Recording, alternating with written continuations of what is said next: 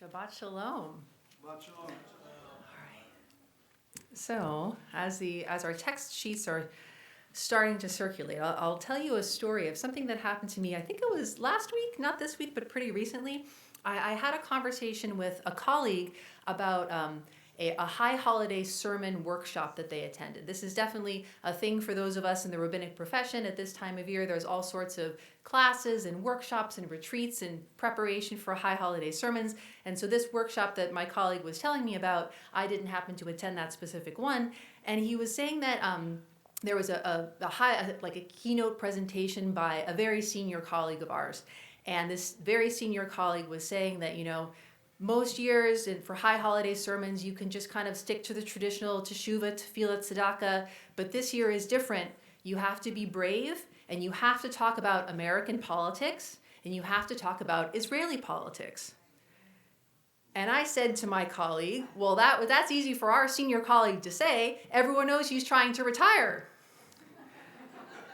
Which obviously got a big eye roll from my colleague who was taking the whole thing seriously. But I tell this story because how to address politics from the Bima is not something that rabbis really know exactly how to do. It's not easy. It varies from community to community and from year to year. And I am fairly new to this community in this role as senior rabbi, and finding my way about how I'm going to address and not address politics is definitely something on my mind, especially as we go into the high holiday season. So I'm never going to tell you who to vote for. Just put that out there. I am part of a politically diverse family. Those who are also part of politically diverse families understand the experience of having these difficult conversations and these awkward moments with people who we hold dear. And as a rabbi, I want to be part of a politically diverse community. That is where I think communities are at their best, when we can have conversations. And actually, I totally did not plan this, but this idea, did anyone see the Jewish Journal? This is like a publication that is almost as honored as our Sidur and our Chumash. This new memoir takes us back to a time when intellectual rigor, civil discourse, and vigorous debate ruled the day. We don't have as much of that right now as I think we should. And so I personally support that. Of course, I have political beliefs, but we can talk about those some other time when I'm not standing on this bima. And I think that whether or not we want to, we can't get away from politics. We can't. There's no such thing as actually avoiding politics in all situations. And instead of trying to run away from and ignore politics, I believe we should strive to be a lawful and politically diverse society. Now, this means sometimes, or, statistically speaking in our country, this means definitely that half of us at least are going to follow the leadership of people we don't like and we don't agree with, which is not that fun. But enter the Torah. The Torah tells us how to do this, and that's what we're going to learn about this morning. You might not like what the Torah says. If you don't like it, that is totally okay. But the reason why it's okay to not like it is because disagreement is part of our tradition. It's who we are as Jews. It makes Torah study fun. It makes Torah study interesting. So feel free to disagree with what the Torah says. Okay, so I'm calling this Follow the Magistrate. This is something that I learned about many years ago now. My teacher, Rabbi Elijah Shochet of the Academy for Jewish Religion, taught me about this, and it's an honor to share this teaching and this learning with all of you today. Okay, so here's from our parasha, verses 8 through 13 of chapter 17. If a case is too baffling for you to decide, be it a controversy over homicide, civil law, or assault, matters of dispute in your courts, you shall promptly repair to the place that your God will have chosen, and appear before the Levitical priests or the magistrate in charge at the time, and present your problem. When they have announced to you the verdict in the case, you shall carry out the verdict that is announced to you from that place that God chose, observing scrupulously all their instructions to you. You shall act in accordance with the instructions given you and the ruling handed down to you. You must not deviate from the verdict that they announce to you, either to the right or to the left. Should either party to the dispute act presumptuously and disregard the priest charged with serving there your God or the magistrate, that party shall die. I know, right? Book of Deuteronomy, it's like, woo, pulling no punches. Thus you will sweep out evil from Israel. All the people will hear and be afraid and will not act presumptuously again. All right, so the stakes are pretty high. So this line, which is in verse 11 here.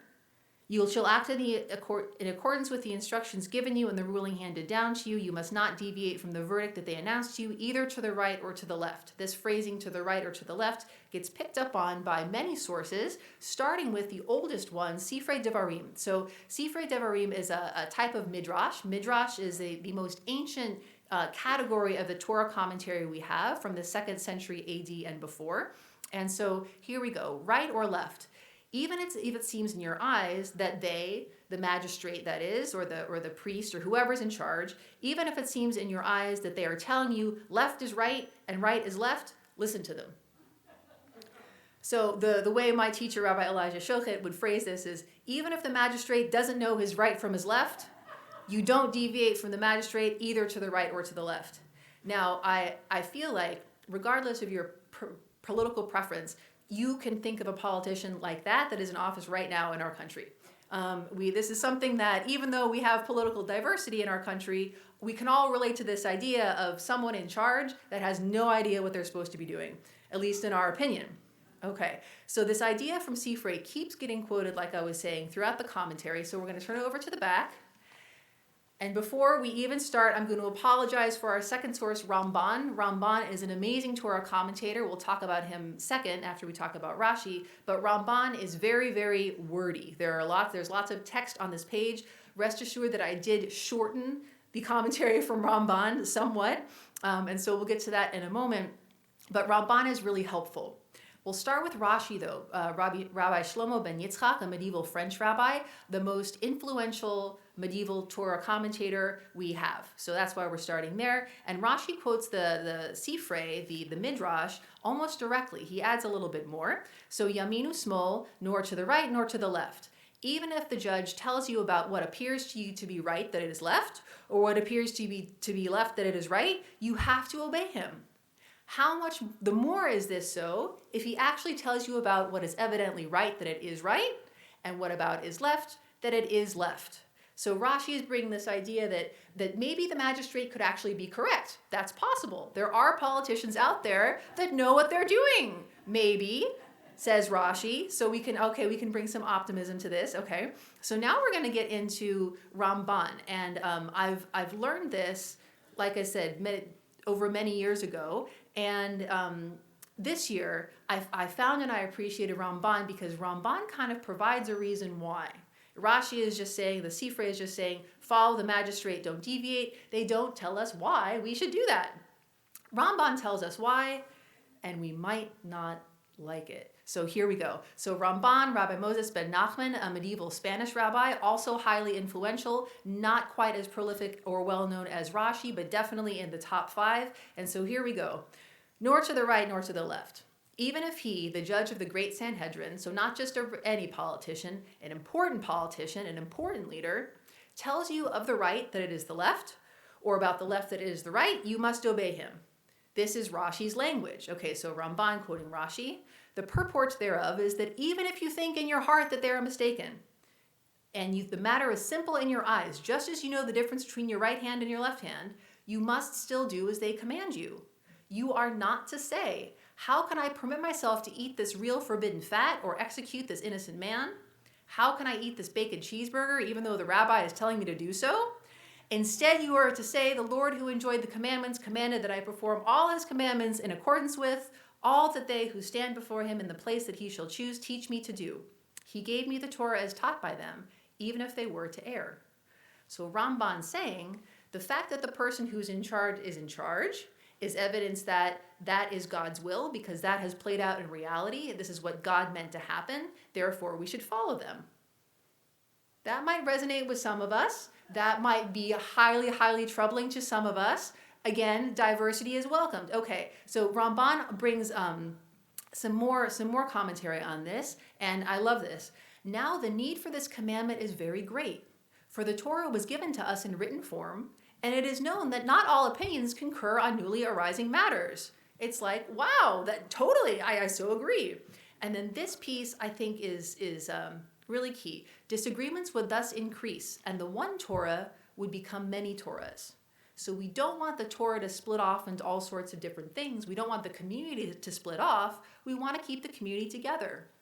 Scripture therefore defined the law that we are to obey the great court that stands before God in the place that he chose, in whatever they tell us with respect to the interpretation of the Torah, whether they received its interpretation by means of witness from witness until Moses heard it from the mouth of the Almighty, even if we can trace their wisdom back to Moses himself, or whether they said so based on the implication of the written words of the Torah or its intent. This is just a knowledgeable person who's making a judgment. That's their job.